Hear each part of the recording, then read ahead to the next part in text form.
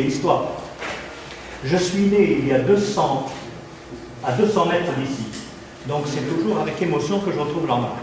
Derrière la mosquée, Najm Ben Abbas, et il y a Najm Forat. Mon camarade de quartier s'appelait Abdelheb Medeb, il vient de nous quitter, hélas, c'était un grand esprit.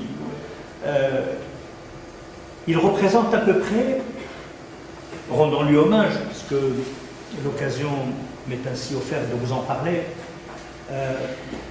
son père, Cheikh Mohamed Medeb, est un des grands chefs de l'université de la Zitouna, la vénérable université théologique et linguistique, grande école de grammaire, grande école d'éloquence et de rhétorique et de droit musulman, qui a fondé un peu la culture musulmane de la Tunisie depuis le 7e siècle. Ça remonte loin. C'est une des plus anciennes universités du monde. Et sa mission a été quelque peu chahutée, naturellement, comme vous le savez, par les diverses séquences de notre histoire. Nous allons parler naturellement de Carthage, mais c'est la grandeur et la décadence. Ce qui nous intéresse dans l'histoire, c'est le point culminant qui va au summum de l'innovation, de la maîtrise, de la découverte, de la prospérité économique. Et puis arrive inexorablement la période de déclin, la période de régression. C'est un cycle permanent entre l'ordre et le désordre. L'humanité, tous les progrès de la civilisation peuvent tomber un jour du haut d'un précipice dans un abîme d'ignorance, d'anarchie, de sauvagerie, etc. Nous sommes en train de le voir sur des terres de haute culture qui sont chères à nos cœurs, comme la Syrie par exemple, qui est une des terres les plus civilisées du monde. Damas est la plus ancienne cité de l'Orient. Alep est une des cités les plus raffinées de l'Orient. Non pas de l'Orient musulman, avant l'Orient musulman.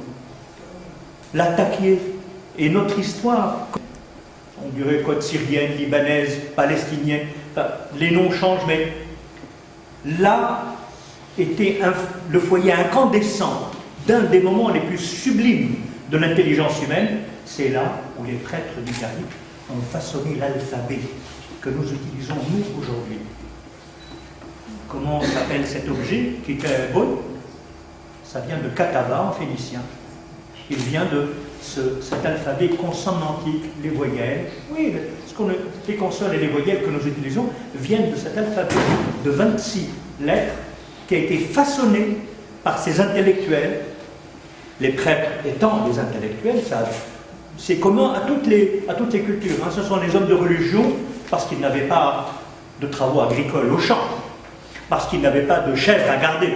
Ils avaient les livres à garder. Et donc, ce sont eux les dépositaires du savoir. Les prêtres des anciennes religions du Levant, levantine, de l'Orient, de l'Ancien Orient, comme les prêtres égyptiens, pharaoniques, ce sont les prêtres qui sont dépositaires du savoir. La chère Élissa, notre grand-mère, a quitté Tyr, Sour en arabe aujourd'hui, dans le sud du Liban, après une querelle familiale avec son frère, qui voulut simplement l'assassiner après avoir assassiné. Bref, des querelles de famille assez criminelles, assez répandues dans notre histoire méditerranéenne. Elle quitte, elle s'enfuit, elle embarque du port de Tyr, elle s'arrête à Chypre, elle achète quelques esclaves, surtout de belles filles. C'est une femme qui avait une vision des choses. Et il y avait dans son esprit, toujours présent, ce comptoir phénicien d'Utique, au fond du golfe de ce qu'on appelle maintenant le golfe de Tunis, le golfe de Carthage. Il y avait un comptoir déjà, dès le XIe siècle avant Jésus-Christ. Les Phéniciens sont de très habiles navigateurs. Ils vont régner sur les mers par l'art de la navigation maritime. Ils n'avaient pas seulement l'alphabet, pas seulement le capital nécessaire au commerce, mais également une connaissance géographique très importante. Nous sommes toujours dans la nuit des temps, dans la nuit de l'ignorance. pratiquement la préhistoire enveloppe l'Europe. L'Europe que vous voyez maintenant, elle avait peur des loups, elle avait peur de la nuit, elle faisait la cueillette du gui pour implorer la protection des grandes forces de la nature, etc. On était en dehors de toute forme de connaissance. Et là, les Phéniciens arrivent avec l'art de la navigation, avec l'alphabet, et avec des voiliers magnifiques de couleur pourpre. S'il y avait une couleur pour exprimer cette civilisation, c'est la couleur pourpre, qu'ils obtenaient par une mixture de coquillages, etc., très élaborée, et ils teignaient leurs voiles, les voiles de leurs navires, avec cette couleur pourpre, qui était visible de loin. Et c'est très important, vous voyez, ils ont découvert la communication commerciale, le marketing en quelque sorte. Quand les indigènes des côtes méditerranéennes voyaient arriver un voilier aux couleurs pourpres, ils savaient que c'était les Phéniciens, qu'il y avait des choses à échanger, qu'ils allaient acheter des biens, c'est pas n'importe quoi. Il y avait le troc, il n'y avait pas naturellement de monnaie d'échange, mais il y avait le troc. Vous me donnez des peaux de bêtes que je vais utiliser pour faire des chaussures et je vous donne des tissus, je vous donne des armes, je vous donne des bijoux, et puis des babioles, des choses sans importance, mais qui plaisent aux indigènes, qui n'ont pas de culture, donc on leur fourgue n'importe quoi. Et c'est ainsi que la puissance de Carthage va naître. Elle va naître de ce mariage heureux entre une terre bénie des dieux. Pourquoi des dieux? Parce qu'elle était fertile, cette terre. Quand vous le voyez, cette année, j'entendais avec plaisir à Radio Express que la récolte d'huile d'olive cette année sera exceptionnelle. On était à 70 000 tonnes, nous sommes à 240 000 tonnes. Géographes, démographes, etc., historiens, pour aller découvrir c'est quoi cette espèce d'immense Égypte. C'est quoi ces pyramides? C'est quoi ces constructions, ces bâtiments qui défient toute la logique connue et maîtrisée? Comment ces Égyptiens sont-ils arrivés à maîtriser l'art du bâtiment, l'art de la géométrie dans l'espace, avant tout le monde? Quand l'humanité est dans la nuit noire, l'Égypte était déjà une lumière, mais qui embrassait l'ensemble de la région du Moyen-Orient. La Syrie appartenait à l'Égypte. Les deux sœurs jumelles sont indissociables. Un pharaon qui réussit est un pharaon qui occupe la Syrie, bien sûr. Pourquoi? Il y avait la fertilité des plaines syriennes. Jusqu'à ce jour, la Syrie est une terre céréalière. Il y a du blé. Si vous voulez gouverner, il faut du blé. Il faut donner du pain au peuple, toujours. Vous souciez toujours du pain. La politique ne se fait pas comme ça, de façon théorique. Non. Et donc, quand je reviens, je fais des digressions. Ça ne vous gêne pas. Pour bien exprimer les choses, parce que notre film est un montage, n'est-ce pas? Parce que sinon, ça serait triste de dire telle année. Ce sont les concepts, ce sont les idées qui comptent. Ce ne sont pas les événements. Tel roi a pris le pouvoir, il est mort, il a été poignardé. Non, tout ça, c'est... On peut le voir sur des échelles du temps, c'est très intéressant, mais ça n'est pas déterminant. Vous allez voir dans beaucoup de livres, on vous parlera de la Tunisie sans jamais vous parler de l'alphabet du grec. Alors que c'est fondamental. Sans jamais vous parler de ce voilier pour Phéniciens. C'est fondamental. C'est grâce à ces voiliers-là que, donc, notre collègue Elisha, en phénicien, arrive et fonde Carthage. Vous connaissez l'arabe, Al-Qarya al-Haditha. Qarya. Vous allez en hébreu, c'est Kiryat. Al-Qarya al-Haditha est fondée, selon la légende, sur la colline de Birsa. Birsa veut dire la vache.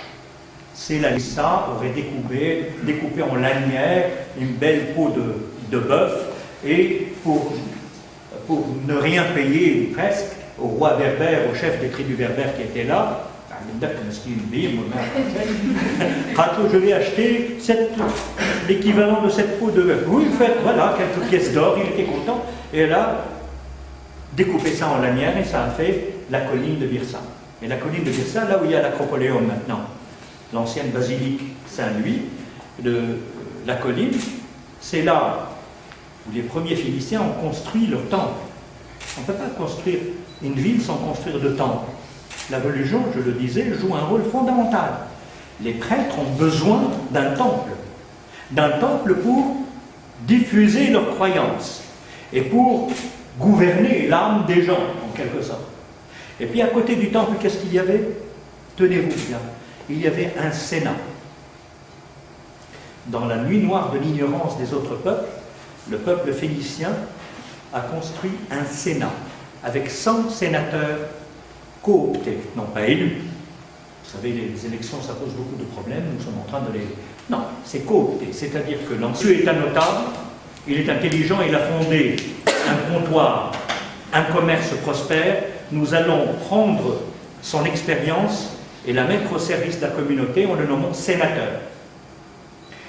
Cette dame a brillé de 1000 connaissances. Il n'y avait pas beaucoup de dames, mais il y avait des dames.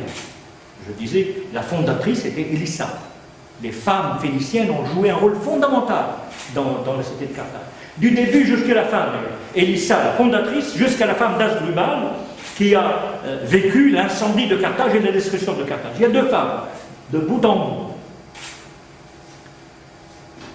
Un sénat qui gouvernait les affaires de la cité. Et une cité qui n'était pas géographique. La cité de Carthage s'étendait jusqu'à l'Orient. Hanon, un jour, le grand navigateur carthaginois, au 5e siècle avant Jésus-Christ, organisa une expédition. Il est parti où? Vers le char des dieux. C'est quoi le char des dieux? Ben, simplement le volcan qui est dans le golfe du Cameroun, sur les côtes. Il a fait du cabotinage le long de la côte, là. Il a contourné. Il a traversé les colonnes d'Hercule. C'était quoi? C'était le détroit de Gibraltar maintenant, dans la géographie. Il a contourné, il a longé la côte marocaine, descendu vers la côte sénégalaise, et encore, il a foncé droit pour découvrir ce nouveau monde, et il a découvert des gorilles, des singes,